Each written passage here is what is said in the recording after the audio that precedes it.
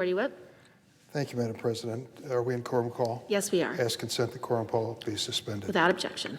Madam President, I understand Senator Whitehouse has reserved time on the floor, and I'll yield to him when he does arrive, but I'd like to say a few words. I'd like to talk about the state of the coronavirus epidemic in our country. But before I do, I want to respond to the Senate parliamentarians' ruling last night on the immigration reform. While I'm disappointed by this decision, I'm not giving up in this fight. There are too many lives at stake. Over the past 18 months, thousands of DACA recipients and other immigrants have saved American lives as doctors, intensive care nurses, paramedics, respiratory therapists. They've risked their own lives for us, for our friends and loved ones. And the least we can do to honor their sacrifice is give them a path to legal status in America. In the coming days, Senate Democrats will present an alternative proposal to the Senate parliamentarian. But the fact is, we already know how essential immigrants are to America and our economic future. During the pandemic, undocumented immigrants have not only been saving lives in our nation's hospitals, they've been toiling in extreme heat on farms across the country to secure the food that we eat every day in America. They've defended our national security as members of the military. They've been working as home health aides, helping care for our parents and family members with disabilities. And they've been caring for our children as teachers and child care workers. They are Americans in every way except for their official legal status. It's far past time to fix that, and that's exactly what Senate Democrats intend to do through budget reconciliation. Madam President, this is an issue which is not new to the Senate, certainly not new to me. It was 20 years ago that I introduced the DREAM Act, 20 years. And of course, many people have said, Durbin, if you're such a great legislator, what are you waiting for? And a lot of these dreamers and DACA protected people have said the same. I will tell them that on at least 5 separate occasions, we brought the DREAM Act to the floor of the Senate only to be stopped by the filibuster. 5 times during the course of 20 years. The one time when it was passed in comprehensive immigration reform, the Republican leadership in the House refused to consider the measure, and it was left in the current state. I recall the previous president, Donald Trump, assuring me that he was going to take care of those kids in his own words. Well, he certainly did. He tried to abolish DACA and to remove the protection which 780,000 of these young people have. You see, these are young people who came to the United States as infants and toddlers and little babies. They were brought here by their parents, and they grew up in America and did everything you were supposed to do. Went to school, had the odd jobs, worked around the house, believed in the future of this country, but when they showed up in the classrooms every day, they lifted their hands and pledged allegiance to that flag. They believed it was their flag.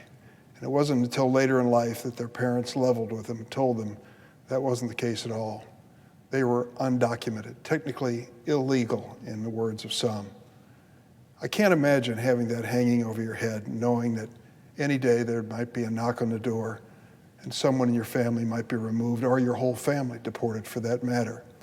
They lived under that shadow their entire lives, and they still did remarkable, courageous things.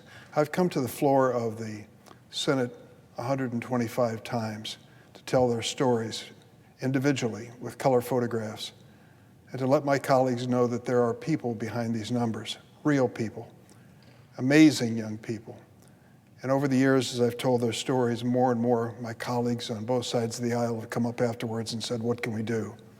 Well, what we can do is to pass legislation to give these young people a chance, to give many others a chance too. These farm workers, for goodness sakes, half of the farm workers toiling in America today are undocumented.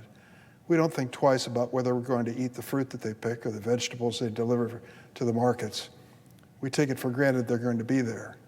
And many of these people have spent a lifetime working for dirt wages in miserable jobs which Americans wouldn't even consider.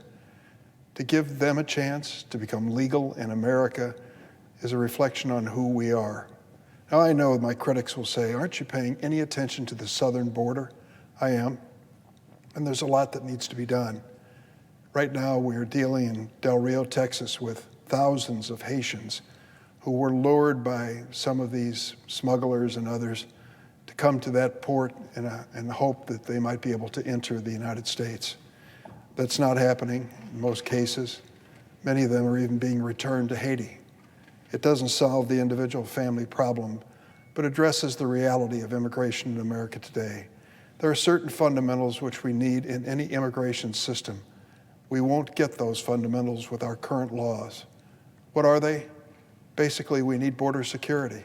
In an age of terrorism and drugs, we need to know who's coming into this country and whether they're bringing anything with them that will hurt anyone.